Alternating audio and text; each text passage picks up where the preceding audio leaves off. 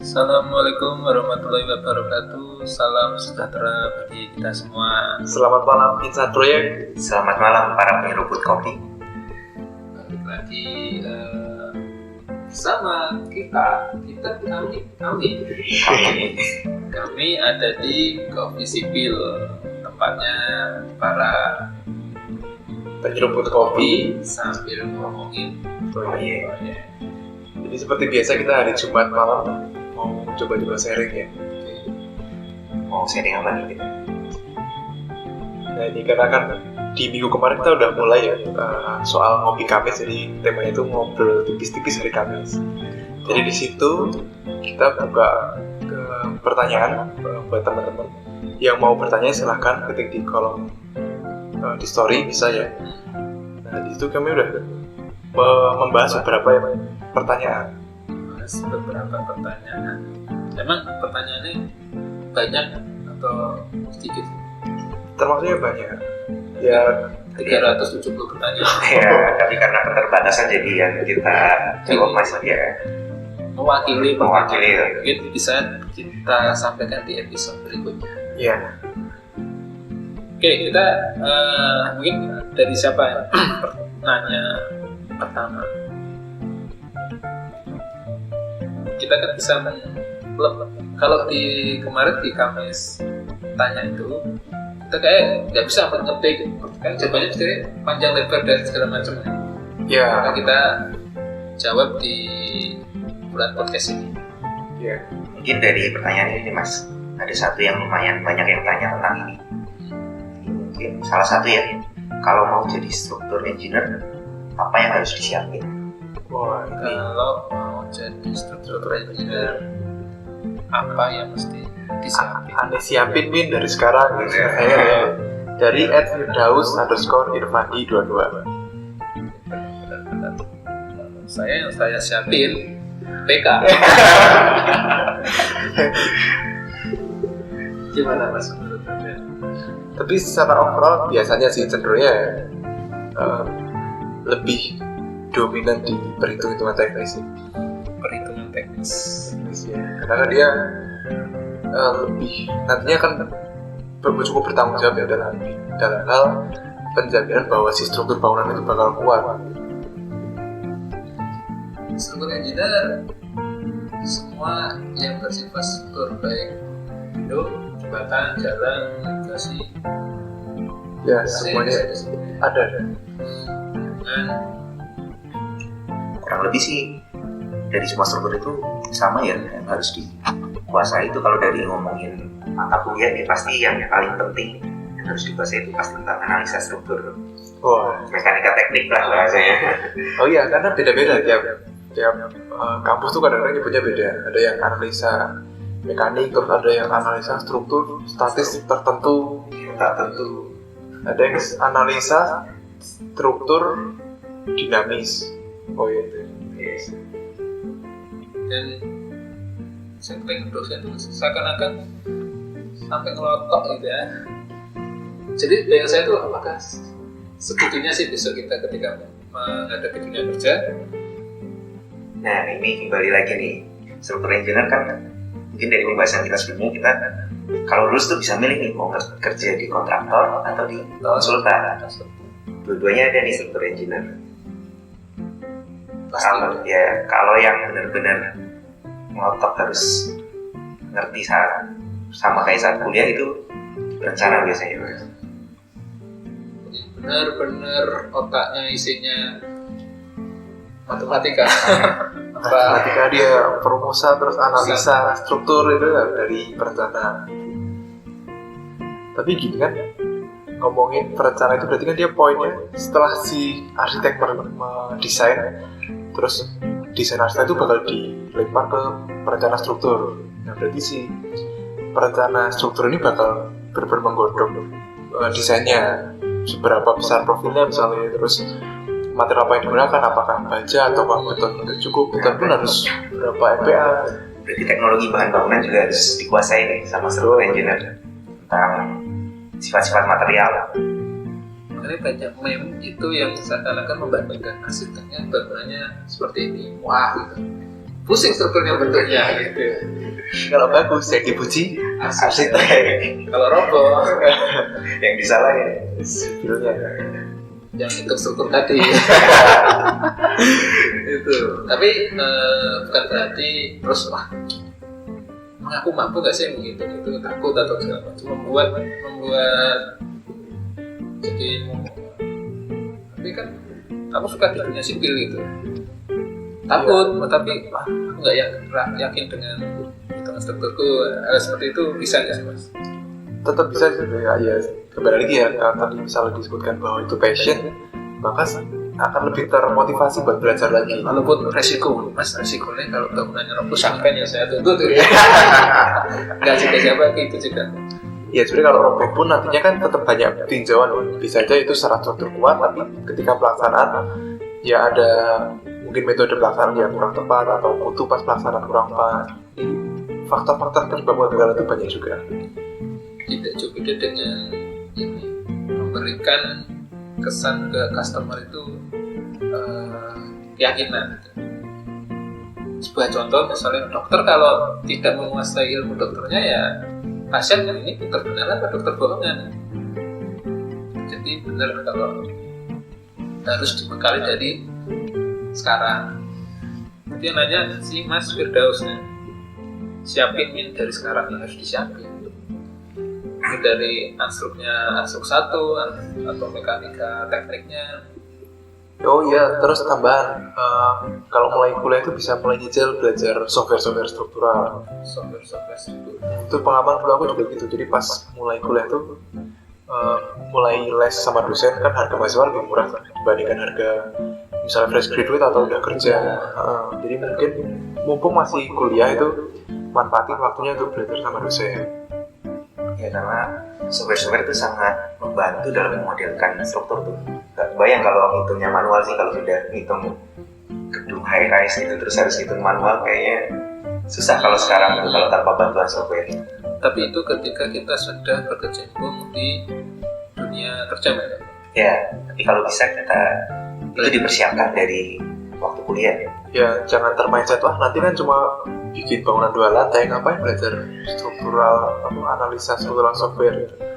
Ya mulai dibentuk aja mindsetnya dari sekarang kalau masih kuliah misalnya bahwa besok bakal buat high rise building misalnya atau dam yang berapa meter kubik gitu.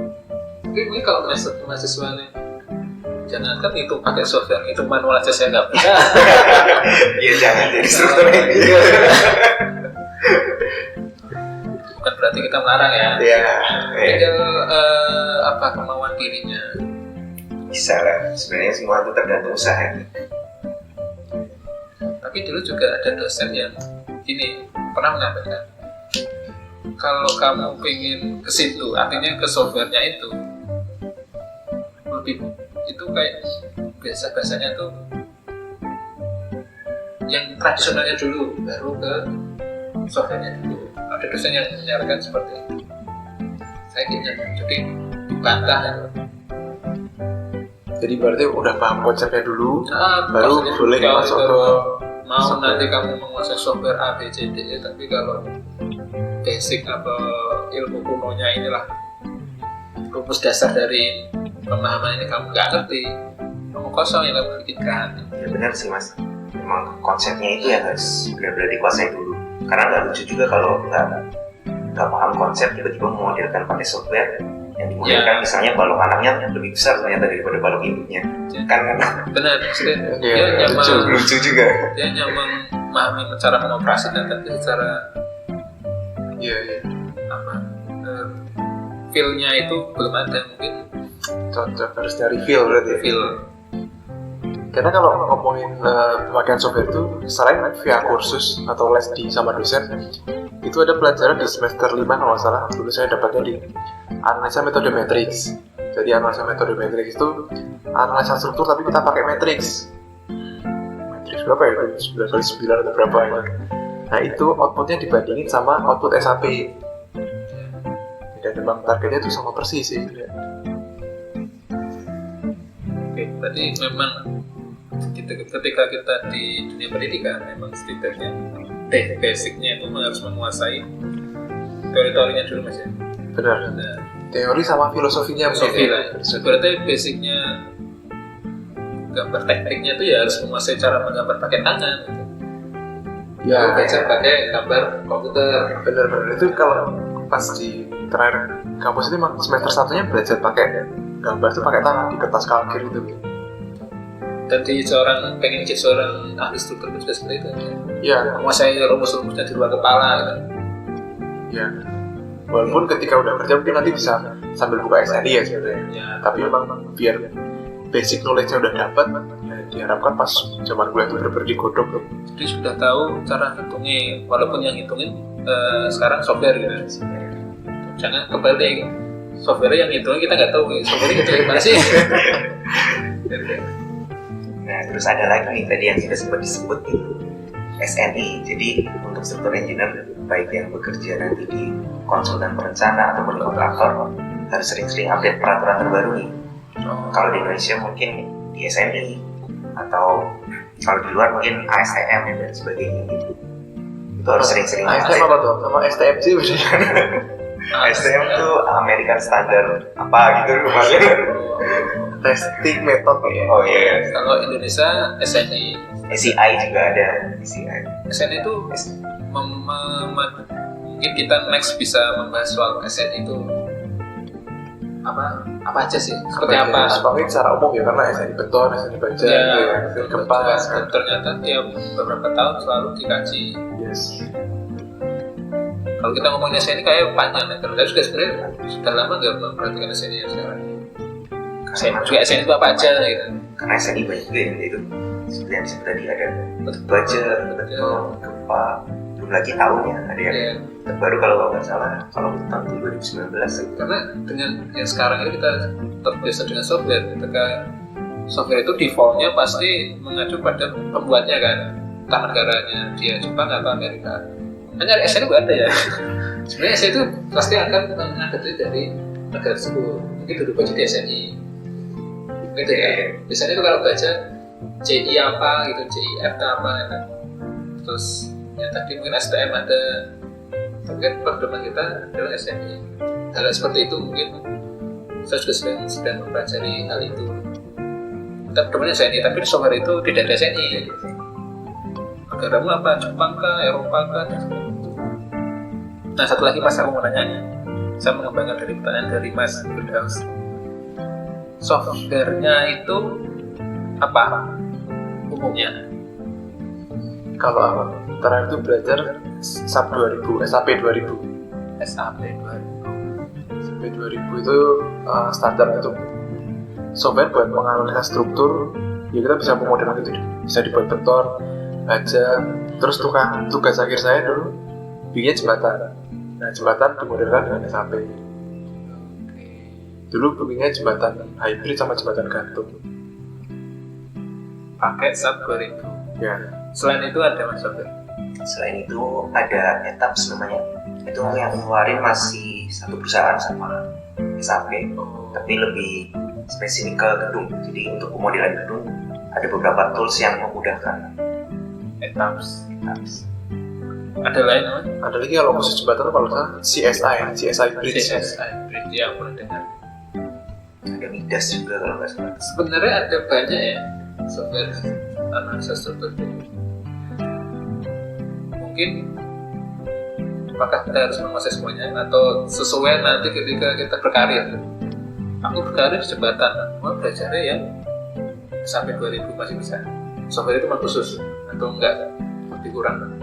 Tergantung sih Mas, ini lebih ke tergantung benar tadi penggunaannya mau seperti apa. Kalau ujung-ujungnya kita berfokus di gedung mungkin baiknya belajar etaps. Kalau mau di jembatan secara khusus ini CSI Bridge. Kalau umum dia bisa gedung, bisa jembatan, mungkin bisa SAP 2000 cukup sih. Kalau pertama mungkin minimal ada satu program sih masih dikuasai. Minimal satu ya. Iya. Yang sesuai bidangnya. Tapi umumnya kita di konsultan-konsultan yang sering aku lihat ya SAP ya. SAP 2000. Minimal bisa pakai SAP 2000. Ya, kemarin tuh sempat ada wacana pengen pindah ke perusahaan konsultan perencanaan. Itu teman ngomongnya ya minimal bisa etap lah. Terus kan aku ngomong aku nggak bisa etap, bisanya sampai 2000. Oh nggak apa-apa, secara konsep sama kok. Jadi ketika kita udah tahu satu software dan paham filosofinya, ini nantinya bisa lebih mudah untuk mencari software baru. Itu ngomongin SAP 2000 dan etap, mungkin yang udah pernah buka juga, memang konsepnya mirip banget karena satu perusahaan gitu ya. Oh iya. Jadi semisal software engineer itu kalau di konsultan nama lowongannya apa Mas? Biasanya software engineer. Di kontraktor pun juga software engineer. Kalau di kontraktor ada yang bahasanya site engineer. Berarti minimal menguasai software analitik struktur SAP ya. Requirement yang dibutuhkan minimal itu. Kalau nggak bisa, ya jangan menyesal lah. Ya belajar. Dari sekarang, menyesal itu datangnya selalu pas di akhir kata kita belum ya. Oke, untuk selanjutnya ada pertanyaan dari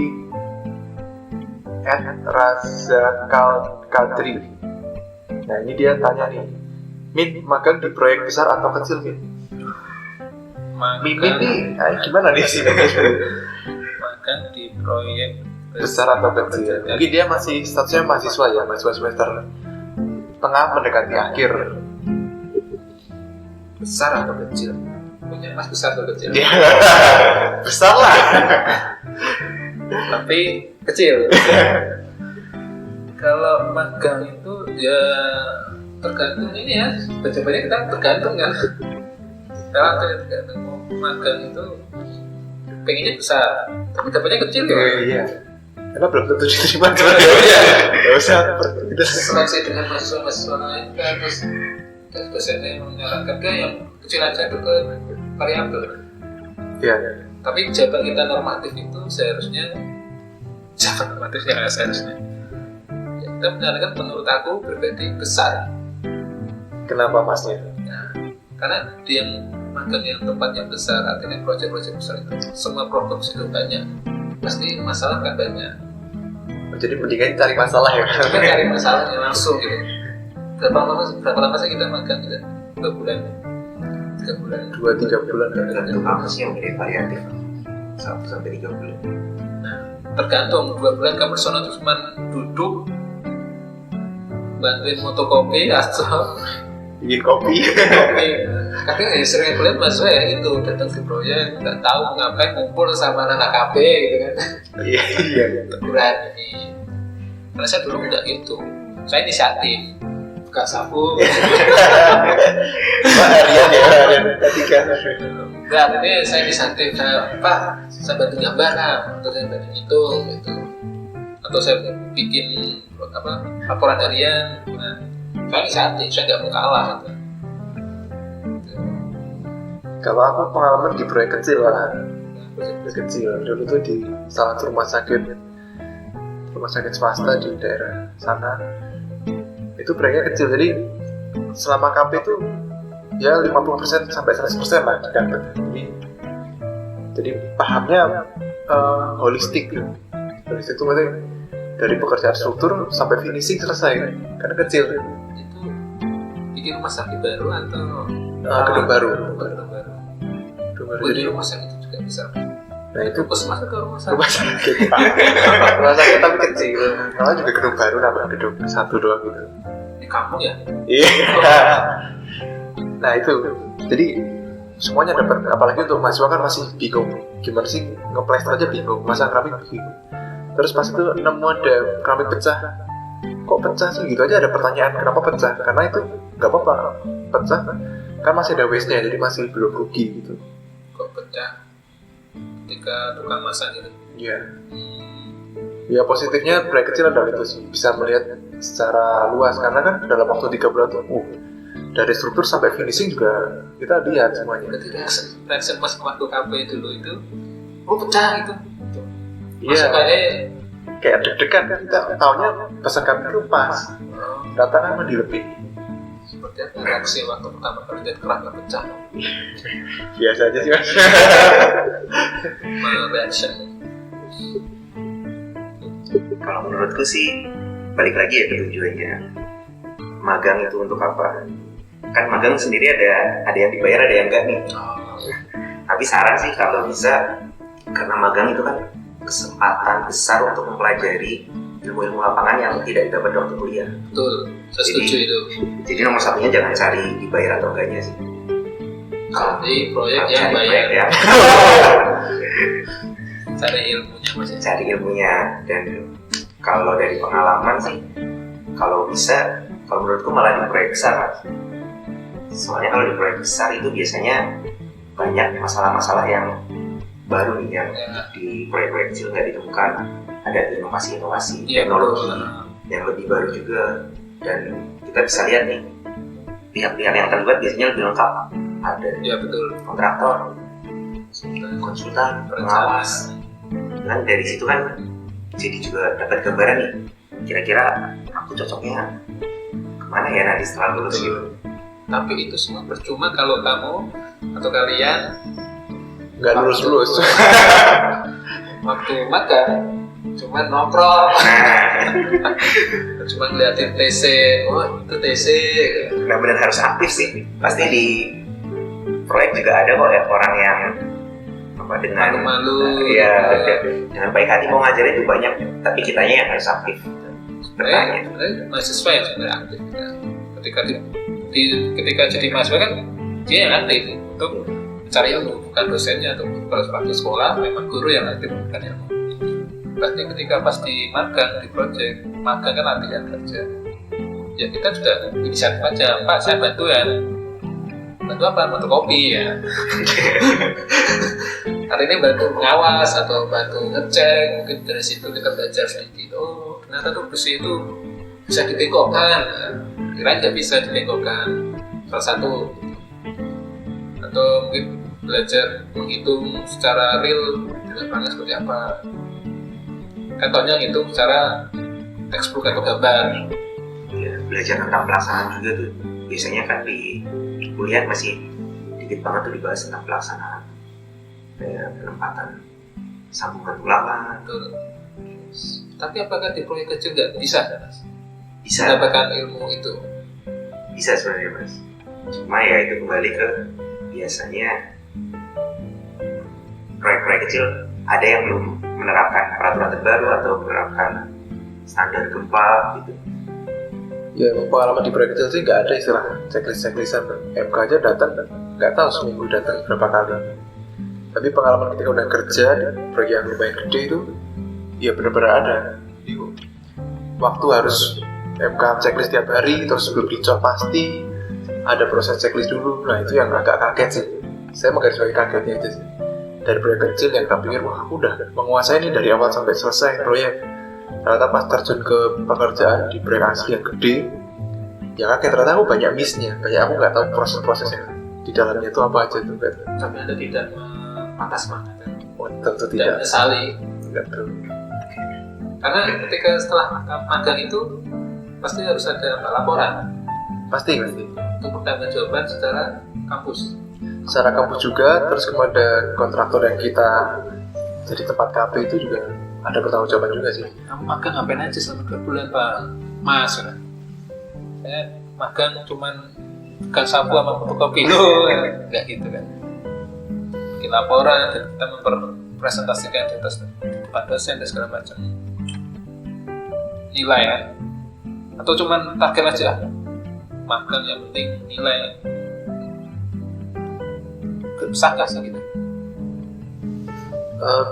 Nilai sih oke aja sih. Apa SKS itu SKS deh. Kalau dulu SKS KP itu cuma satu doang. Padahal waktunya 3 bulan itu cuma satu SKS ya. Satu lupa saya. Bukan di kita itu nggak jadi patokan buat nyari nilai sebenarnya. Oh terasa kamu sih. Tapi balik lagi sih kalau menurutku, dengan kita belajar sebanyak mungkin di proyek, pasti waktu magang itu pasti nilai akan mengikuti kok mas hasilnya. Jadi kalau kita banyak belajar tuh saat magang, otomatis kan saat presentasi kita udah ngerti tuh. Oke. Jadi jangan nilai dulu yang dikejar, yang dikejar cari ilmunya dulu. Kita meningkatkan kualitas. Itu Kalau enggak. dulu sih dosenku malah ngomong gini. Jadi sebelum KP nih, karena aku lapor ke dosen, Pak saya mau KP di rumah sakit ini. Dia ngomongnya, oke kamu saya kasih nilai A. Loh, udah langsung dapat nilai A nih. Kenapa bisa gitu? Kamu saya kasih nilai A. Kamu saya kasih nilai A. Berarti kamu harus memposisikan diri pantas mendapatkan nilai A. Motivasinya gitu dia dibalik, jadi enggak kita nyari nilai dulu tapi kita udah dapat nilai A nih. Berarti kita harus bertanggung dengan cara seperti apa? Ya laporan dibikin bagus, terus sistematis, lengkap. Ya itulah. Yang ngasih nilai itu dosen atau tempat kita makan? Kalau masih dua-duanya sih. Dua-duanya. Biasanya dari tempat magang ada nilai, di finalnya nanti dari dosen. Bisa nggak kita makan di tempat saudara kita atau salah satu kerabat kita gitu? Bisa aja sih. Bisa aja ya. Bisa ada yang larang. Ada yang larang kan? Kamu di sini bawaan sama PM-nya, wah, ya udah nilai A. Ya udah bikin kopi. Tapi tetap membentuk karakter dan kualitas mas ya. Dimanapun kita magang, tujuannya adalah mencari ilmu. Tujuan akhirnya adalah apa sih kita magang itu? Lulus tuh? Atau enggak pengen lulus? Tetap itu sih tetap ujungnya mencari mempersiapkan buat bekal kedepannya kalau kita kerja di konstruksi.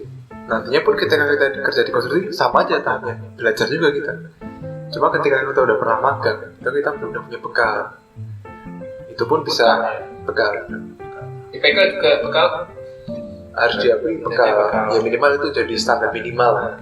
Berarti saya melanjut ke pertanyaan berikutnya dari Mas Riki Pirno. Apakah harus sarjana untuk menjadi konsultan kontraktor dan pelaksana? Ini pertanyaan dari Mas Riki Pirno. Ini masih keterkaitan kan?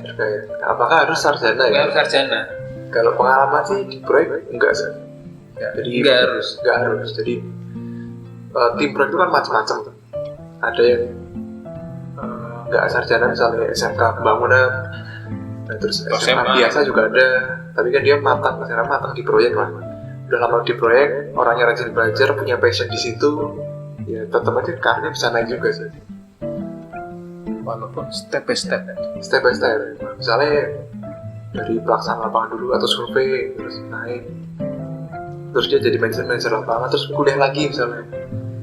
Kuliah bagian ambil sipil, yang kuliah terbuka gitu, nanti bisa naik lagi. Kayak gitu tuh banyak mas ya? Banyak. Kalau dari pengalamanku ini tergantung jabatan apa yang dilamar. Karena biasanya kalau pelaksana masih ada yang lulusan SMK atau drafter ada yang lulusan D3. Tapi kalau struktur engineer tuh biasanya S1, walaupun tergantung proyeknya juga ya. Mungkin dikoreksi kalau ada yang punya pengalaman struktur engineer-nya lulusan hanya SMK. Tapi sebagian besar kayaknya harus lulusan S1. Dan beberapa perusahaan konstruksi besar tuh syaratkan kalau untuk naik jabatan minimal S1 biasanya. Bahkan ada yang untuk level manager harus sudah S2. Betul. Itu sebagai standar syarat ya sudah bisa. Untuk beberapa perusahaan ya dari pengalaman gitu. Ke integritas juga kan ya, mungkin misalnya kita pemerintah memberikan perusahaan yang ternyata integritasnya walaupun pengalamannya tinggi tapi dia tidak memiliki legalitas yang tidak diakui. Siapa yang mengetahui itu lah. Betul kan? Apakah Anda ini menguasai di bidang ini? Iya Pak, buktinya apa? Saya tidak kenal Anda. Gitu. Atau juga bisa dari ini mas. Sekarang kan ada yang namanya SKA atau SKT. Itu kan kayak sertifikat tagihan. Oh iya, SKA. Ya itu juga syarat membuatnya tergantung lulusan. Jadi kalau kita lulus misalnya D3 untuk membuat SKA harus punya pengalaman berapa tahun. Kalau S1 bisa pengalamannya misalnya cuma setahun 2 tahun udah bisa buat nih. Kalau yang lulusan D3 biasanya lebih lama. Jadi mungkin nggak harus, tapi itu kenyataannya bisa memberi nilai plus lah. Jadi dengan kita lulus misalnya sarjana, kan kita bisa langsung di posisi yang lebih tinggi. Walaupun tadi sarjana yang nongkrong sambil bikin fotokopi sambil pegang sapu, mau tidak mau tidak bisa dipungkiri di Indonesia masih lebih dihargai. Ya ada privilege lebih lah kalau punya ijazah gelar S1 itu masih lebih dihargai. Dengan teman-teman, saya juga punya teman yang dia cuma lulusan tingkat SMK, tapi pengalamannya, skill dan segala macam itu harusnya diakui dan terbentur di ijazah gelar itu. Jadi ya cuan atau gaji lah yang kita rasanya kayak tidak berimbang. Ada kan memang pekerjaan civil engineer mancing paus, gajinya salarinya kacupang. Tapi emang gitu sih mas, kalau ngomongin pengalaman walaupun sedikit-sedikitnya tapi emang terbentuk di administrasi. Ya kalau saran sih mostly sebagian dari pengalaman teman-teman sukses tuh ya dia emang udah matang di lapangan, tapi nantinya ambil gelar ya mungkin sebagai syarat atau apa ikut kuliah terbuka, apalagi sekarang bisa online nih. Banyak teman-teman lagi yang sekarang kerja biasa tapi dia ikut kuliah terbuka yang cuma kuliah 1 minggu, itu pun online, jadi nggak harus meluangkan waktunya berangkat ke kota atau apa, tapi bisa online aja. Jadi buat teman-teman yang mungkin nggak dapat kesempatan untuk kuliah juga jangan kecil hati sih, tetap bisa, cuma ada effort lebih nih. Jadi nanti setelah kerja mungkin bisa sambil kuliah. Betul mas. Jadi kita tidak boleh patah semangat ya. Harus semangat. Sarjana atau cuma tingkat SMK, tapi aku merasa kemampuan lebih baik. Jangan semangat, jangan patah semangat.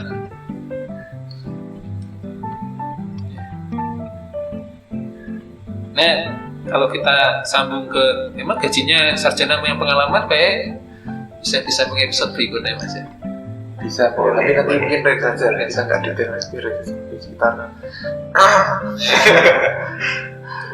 Mungkin yang sekarang lulus SMA, SMK pengen kuliah aja lah, atau yang mungkin tidak keterbatasan biaya, tidak kerja dulu lah. Tentunya bisa, karena ada akhirnya yang sukses itu yang biasanya ditentukan paling lebih dari usahanya. Usaha tidak akan mengkhianati hasil ya, pepatah dari Berlin ya. Temennya Harry Potter bukan ya. Cukup mas ya, kita sudah hampir setengah abad ngomongin dari Kamis tanya jawab.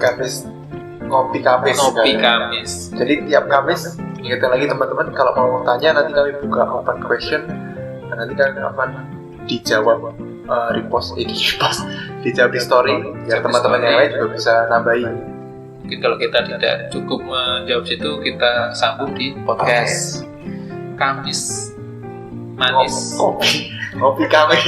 Ngobrol tipis-tipis hari Kamis. Gimana sih Mimin ini? Ngopi Kamis. Ngobrol tipis sambil tipis. Itu di mana mas, di IG kita? Nah itu di IG tuh, makanya buat yang belum follow nih, langsung aja nih follow di IG kita di @coffeesipil. Dan podcast kita mungkin bisa di-share ke teman-teman, ke saudara, ke orang tua, ke teman kerja, ke siapapun untuk dibagikan.